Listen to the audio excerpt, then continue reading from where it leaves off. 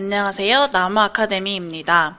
5월 말에 각 대학에서 수시 요강을 발표한 만큼 이제 영상에서 차례대로 각 대학의 수시 전형에 대해서 설명해 드리려고 합니다. 이번 영상에서는 서울대, 연세대, 고려대의 2023학년도 수시 전형에 대해서 간단하게 설명드리도록 할게요. 나무아카데미 네이버 블로그에 있는 글을 바탕으로 설명드릴 예정이에요. 따라서 네이버 블로그에 있는 글을 읽으셔도 됩니다. 우선 작년에는 5월 초에 수시 요강이 발표되었었는데 올해는 5월 말에 늦게 올라왔죠. 기다린 학생들이 많을 것 같은데요. 대학교육협의회에서 수시 모집 요강을 5월 31일까지 홈페이지에 올려라 라고 공지를 했기 때문에 이에 따라서 모든 대학들이 다 늦게 공지를 한 것으로 보입니다. 그러면 이제 서울대, 연세대, 고려대의 수시 전형을 순차적으로 살펴볼게요. 이 부분에도 나와 있지만 이 영상에서는 수시 모집 요강의 모든 내용을 다루고 있는 것이 아니며 추후 대교협의 심의에 따라서 변경되는 내용이 있을 수 있어요. 따라서 자세한 내용은 반드시 각 학교의 입학처 홈페이지를 통해서 확인해 주셔야 합니다. 우선 서울대의 수시 전형에서 달라진 점을 정리해 봤어요. 첫 번째로는 모집 인원이 전체적으로 조금씩 줄어들었다는 것.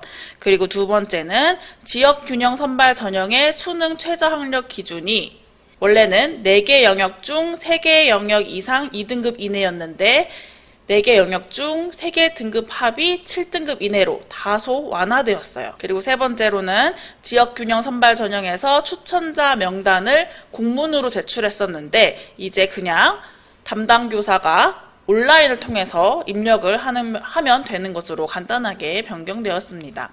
그 다음으로는 모집 단위별 모집 인원이에요. 이 표를 보면 알 수 있듯이 서울대의 수시 전형은 되게 간단한 편이에요. 일단 정원 내만 볼게요. 지역균형 전형과 일반 전형 이렇게 두 가지 전형만 있습니다. 지역균형 전형에서는 총 562명을 선발하고요. 그리고 일반 전형에서는 1408명을 선발합니다. 그러면 이 두 전형에 대해서 순차적으로 살펴보도록 할게요. 첫 번째, 학생부 종합 지역균형 전형. 지원 자격은 소속 고등학교장의 추천을 받은 2023년 2월 국내 고등학교 졸업 예정자입니다. 고교별 추천 인원은 2명 이내이고요. 추천자 명단은 별도로 제출하지 않고 아까도 말했듯이 담당 교사가 온라인으로 입력을 합니다. 제일 중요한 전형 요소를 보면은 1단계에서는 서류평가 100%입니다. 3배수로 선발을 하고요. 2단계에서는 1단계 성적 70에 면접 30이 들어가요. 서류평가와 면접평가 방법을 먼저 볼게요. 서류평가는 학생부와 자기소개서를 평가를 하고요. 학업 능력, 자기주도적 학업 태도, 전공 분야에 대한 관심, 지적 호기심 등 창의적 인재로 발전할 가능성을 종합적으로 평가합니다. 정성평가인 거죠. 그리고 면접평가에서는 제출 서류를 토대로, 제출 서류는 앞에 나왔던 이거죠. 서류 내용을 확인하고 기본적인 학업 소양을 평가합니다. 사범대학의 경우에는 교직 적성, 인성 면접이 포함됩니다. 그리고 수능 최저학력 기준이 있어요. 4개 영역 중 3개 영역 등급 합이 7등급 이내여야 합니다. 단 여기서 탐구는 2개 과목의 평균 등급을 반영해요. 그리고 서울대는 특이하게 모집 단위별 수능 응시 영역의 기준을 이렇게 두고 있어요. 보면은 유형 1에 속하는 모집 단위는 반드시 제2외국어 한문을 응시해야 하고 유형 2에 속하는 모집 단위는 과학탐구 영역 응시 기준이 이렇게 되어 있어요.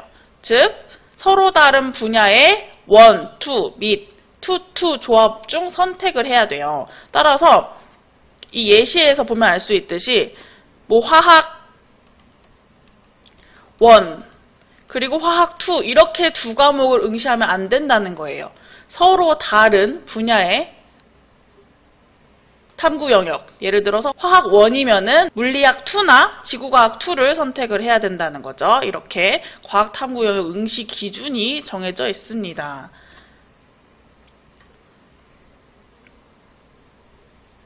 그 다음에 제출 서류를 보면은 학생부를 보통 온라인으로 제출하죠. 온라인 정보 제공 동의자는 별도로 제출할 필요가 없습니다. 그리고 자기소개서 역시 온라인으로 제출을 하면 돼요. 그 다음 이제 학생부 통합 일반 전형을 보겠습니다. 지역균형 선발 전형보다 모집 인원이 더 많죠. 지원 자격을 보면 고등학교 졸업자 또는 법령에 의하여 고등학교 졸업 이상의 학력이 있다고 인정된 자가 지원 자격이 됩니다. 전형 요소는 앞서 본 전형과 마찬가지로 서류평가 100%가 1단계예요. 근데 앞서 본 지역균형 전형은 3배수 선발인데 일반 전형은 2배수 선발입니다. 그리고 지역균형 전형은 2단계에서 1단계 성적 70, 면접 30이었는데 일반 전형은 2단계에서 1단계 성적 100, 면접 및 구술고사 100이에요. 물론 미술대학 디자인과와 사범대학은 조금 다릅니다. 그리고 가장 큰 차이점은 일반 전형은 수능 최저학력 기준이 없다는 거예요. 단 이 두 개는 있어요. 서류 평가 방법은 앞서 본 전형과 동일하고요. 면접 및 구술고사 평가 방법은 다음과 같습니다. 여러분들께서 천천히 읽어보시면 될 것 같아요. 지역균형 전형보다 면접의 비중이 높은 만큼 면접 평가의 내용이 보다 이렇게 상세하게 나와 있죠.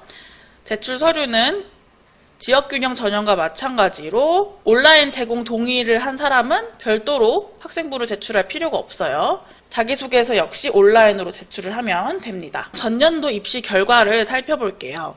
우선 2021학년도 지역균형 전형의 경쟁률은 3.09였어요. 3.09 대 1이라는 뜻이에요. 그런데 2022학년도 즉 작년에 지역균형 전형 경쟁률은 3.53으로 소폭 상승했습니다. 일반 전형도 마찬가지로 6.85에서 7.38으로 소폭 상승했다는 것을 알 수 있습니다. 그리고 지역균형 전형에서 경쟁률이 가장 높았던 모집 단위는 디자인과였습니다. 14.5 대 1이었고 가장 경쟁률이 낮았던 모집 단위는 동양화과 0.5 대 1, 그리고 작곡과 중에서 이론 전공이 1 대 1이었어요. 한편 일반 전형에서 경쟁률이 제일 높았던 모집 단위는 동양학과가 29 대 1이었습니다. 지역균형 전형과 반대의 결과가 나타났죠. 그리고 일반 전형에서 경쟁률이 제일 낮았던 모집 단위는 여기 오타가 났는데 도거교육과입니다. 도거교육과가 3.8 대 1로 경쟁률이 가장 낮았습니다. 서울대는 아시다시피 입학 등급, 즉 최종 등록자의 내신 등급을 공개하지는 않아요. 그래서 합격자의 정보들을 바탕으로 교과 성적을 추정했을 때 지역균형 전형의 경우 1.0등급에서 1.4등급, 일반 전형의 경우 1.4등급에서 1.8등급의 내신 등급에 가진 합격자들이 가장 많았습니다. 이렇게 일반 전형이 지역균형 전형에 비해 상대적으로 컷이 낮은 이유는 특목고와 자사고 출신 지원자가 많기 때문이에요. 따라서 일반고인데 1등급 후반대라면 일반 전형 합격이 어려울 수 있겠죠. 왜냐하면 특목고 자사고 출신이 많기 때문에. 따라서 본인의 고등학교 유형, 내신 성적, 스펙을 고려하는 것과 더불어 학과 선택도 매우 중요한 전략이 될 테니, 즉 학과랑 전형 선택을 말하는 거죠. 만약 공대를 원하는 학생이라면은 공대에서 비교적 컷이 낮은 건설환경, 원자핵, 조선해양공학과 등의 학과를 노려볼 만 하겠습니다. 그 다음으로 합격자의 합격 수기를 보도록 할게요. 첫 번째 합격 사례입니다. 일반고 내신 2.5등급으로 무려 수의학과 일반 전형에 최초 합격한 학생이에요. 이 학생은 내신 점수가 들쭉날쭉하여 꾸준히 좋은 편도 아니었고 상승폭을 그리고 있던 것도 아니었는데 생기부를 최대한 꽉꽉 채우려고 노력을 했다고 합니다. 그리고 최근 독서의 비중이 낮기는 하지만 서울대에 지원할 경우에는 독서를 꼭 챙기는 것이 좋다고 말했어요. 그런데 책을 안 읽었는데 읽었다고 적지는 말라고 전했습니다. 실제로 책을 읽는 학생과 안 읽는 학생 간의 생각의 깊이도 달라지게 되고 책을 읽는 것이 수행평가나 교과 활동을 하는데 많은 도움이 된다고 하면서 책을 읽는 것의 중요성을 강조했어요. 그리고 마지막으로 안 될 거라고 생각하지 말고 다양한 입시 결과 케이스를 스스로 찾아 분석하면서 지원 대학을 결정하라면서 입시 결과 케이스를 찾는 데 도움이 된 사이트로 수만휘, 대학 어디가, 시도교육청 대입자료, 김과외 등의 사이트를 후배들에게 추천했습니다. 그 다음 두 번째 사례입니다. 일반고 내신 1.9등급으로 농경제사회학부 지역균형 전형에서 1차 추가 합격한 학생의 경우 서강대 사회학과 학생부 종합 일반 전형에는 불합격했다고 합니다. 후배들에게 일반고라면 무조건 일반 전형이 아닌 지역균형 전형을 쓰라는 말을 전하면서 이 첫 번째 학생과 마찬가지로 책을 많이 읽는 것을 추천했습니다. 그리고 많이 안 읽었는데 거짓으로 많이 읽었다고 하면 안 된대요. 왜냐하면 결국 면접 때 다 들통이 나고 책을 많이 읽는 것은 생기부 채우는 데에도 도움이 되지만 배경 지식과 말발을 쌓는 데도 엄청난 도움이 되기 때문에 책을 읽는 것을 추천을 한다고 후배들에게 권했습니다. 그 다음에 이제 연세대를 보도록 할게요. 전년도 대비 주요 변경 사항입니다. 크게 바뀐 것은 없어요. 그리고 전형별 모집 단위와 모집 인원입니다. 여기서 알 수 있듯이 연세대의 경우 학생부 교과 전형, 글씨가 너무 작아서 조금 확대를 하자면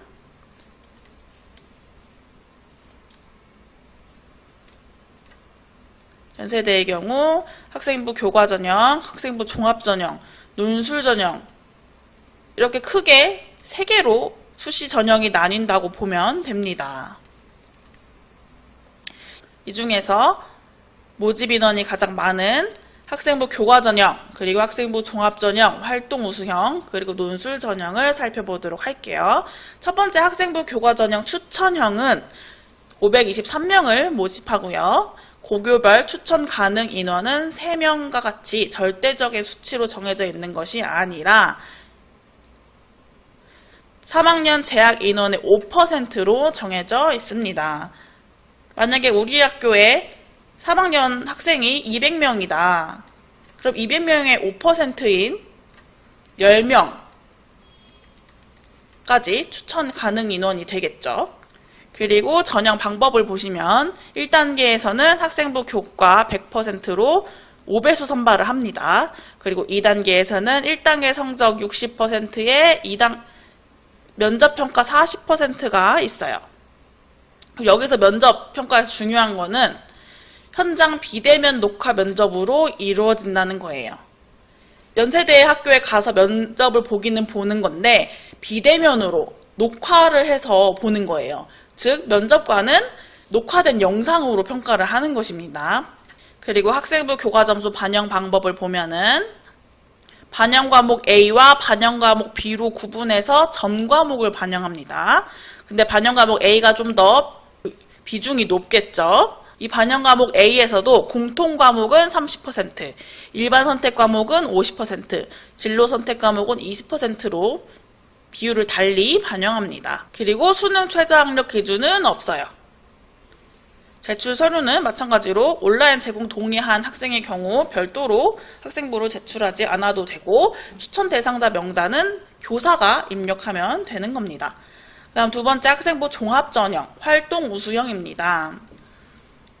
지원 자격은 여러분들이 읽어보시면 되고 전형 방법을 보겠습니다. 1단계에서는 마찬가지로 서류평가 100%입니다. 1단계에서는 서류평가 100%이고 2단계에서는 1단계 성적 60%의 면접이 40%가 있습니다. 앞서 본 학생부 교과 전형은 학생부를 정량 평가하지만 학생부 종합 전형은 종합 전형이 다들 그렇듯이 학생부를 정성 평가를 해요. 정성 평가는 종합적으로 평가하는 것을 말하죠. 그리고 이 전형은 수능 최저 학력 기준이 있습니다. 계열별로 이렇게 다르니까 여러분들이 한번 읽어보세요. 그리고 제출 서류는 역시 마찬가지로 학생부 온라인 제공 동의자는 별도로 제출할 서류가 없습니다. 다음 논술 전형을 보겠습니다. 모집 인원은 346명이고 지원 자격은 이 두 번째로 본 전형과 똑같습니다. 전형 방법은 논술 100%예요. 수능 최저 학력 기준도 없고요. 따라서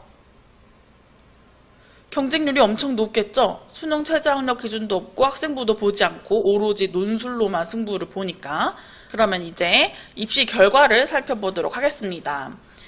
경쟁률 변화를 먼저 보면은 학생부 교과 전형 추천형의 경쟁률은 8.82대 1에서 4.73대 1로 소폭 하락했는데요. 2022학년도에 학생부 종합전형 면접형이 학생부 교과전형 추천형으로 개편된 거여서 사실상 이거는 학생부 교과전형 추천형이 아니라 학생부 종합전형 면접형의 경쟁률에 해당합니다. 그래서 정확하지는 않아요. 그 다음 학생부 종합전형 활동 우수형의 경우 8.96에서 11.63으로 조금 올랐네요. 논술 전형의 경우 근데 하락했어요. 70.67에서 48.47대 1로 하락을 했습니다. 그 다음 경쟁률 최고 모집 단위와 최저 모집 단위를 보면은 학생부 교과 전형에서 경쟁률이 가장 높았던 모집 단위는 의예과 생화학과가 되겠고, 학생부 교과 전형에서 경쟁률이 가장 낮았던 모집 단위는 대기과학과가 되겠습니다. 한편 학생부 종합전형 활동 우수형에서 경쟁률이 가장 높았던 모집 단위는 생명공학과, 그리고 가장 낮았던 모집 단위는 실내건축학과였고, 논술 전형에서 경쟁률이 가장 높았던 모집 단위는 약대와 치대, 다음으로 경영학과가 차지를 했습니다. 그리고 경쟁률이 가장 낮았던 모집 단위는 화학과가 20대 1이었어요. 학생부 교과전형 추천형으로 최초 합격한 학생들의 학생부 등급은 대체로 1등급 초반에서 1등급 중반대였고, 학생부 종합전형 활동 우수형으로 최초 합격한 학생들의 학생부 등급은 1등급 중반대에서 2등급 초반대로 나타났습니다. 연세대도 마찬가지로 합격 수기를 볼게요. 첫 번째 학생입니다.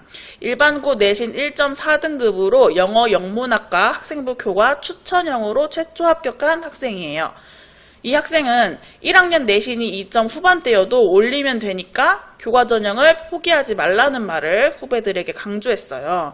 교과는 성적 순서로 줄을 세우지만 학종은 내용의 질을 평가하기 때문에 주관성의 영향을 강하게 받아서 어떻게 될지 모른다며 학종보다는 차라리 교과로 대학을 뚫는 것이 더 좋다고 밝혔어요. 그래서 만약 학종으로 갈 사람이라면은 자소서를 꼭 미리미리 구상해두면 좋겠다라고 후배들에게 전했습니다. 그 다음에 이제 두 번째 합격생입니다. 일반고 내신 2.3등급으로 인문대학 학생부 종합 활동 우수형으로 최초 합격한 학생인데요. 학생의 경우 면접학원에 다니면서 많은 모의 면접을 실시했다고 합니다. 꼭 면접학원에 다닐 필요는 없지만 말하는 연습을 많이 하는 것이 중요하다고 전했습니다. 특히 요즘 유튜브에 각 대학 면접의 팁이나 방식이 올라와 있으니 유튜브 영상들을 참고해보면서 자신이 지원한 학교의 면접 방식을 익히는 연습을 해보라고 전했어요. 그리고 본인이 말하는 모습을 영상으로 찍고 자신의 모습에 대해서 객관적으로 피드백을 해볼 것을 추천했습니다. 그리고 마지막으로 수능날 어떤 일이 일어날지 모른다며 후배들에게 고1, 고2라면 아직 수시를 포기하지 말고 내신과 수능을 꼭 동시에 챙기라는 말을 덧붙였습니다.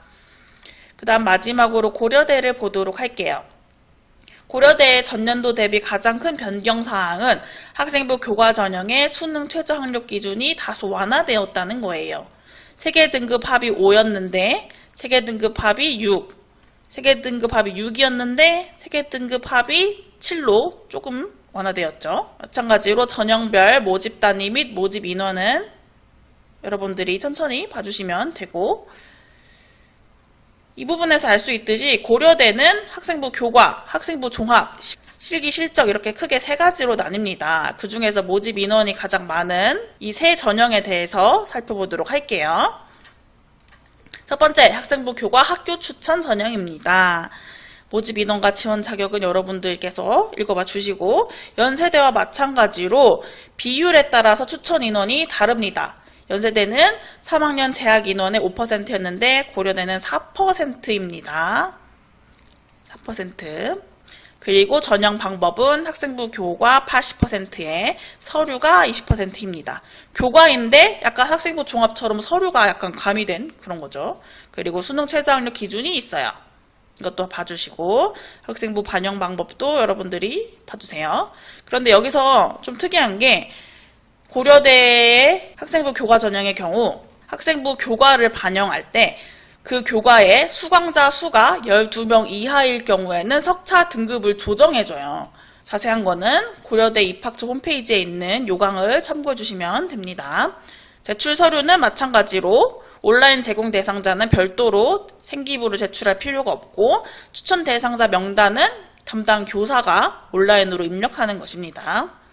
그 다음 두 번째, 학생부 종합 일반 전형 학업 우수형입니다. 이 전형은 1단계에서는 서류 평가 100%이고 2단계에서는 1단계 성적 70%에 면접 30%가 있습니다.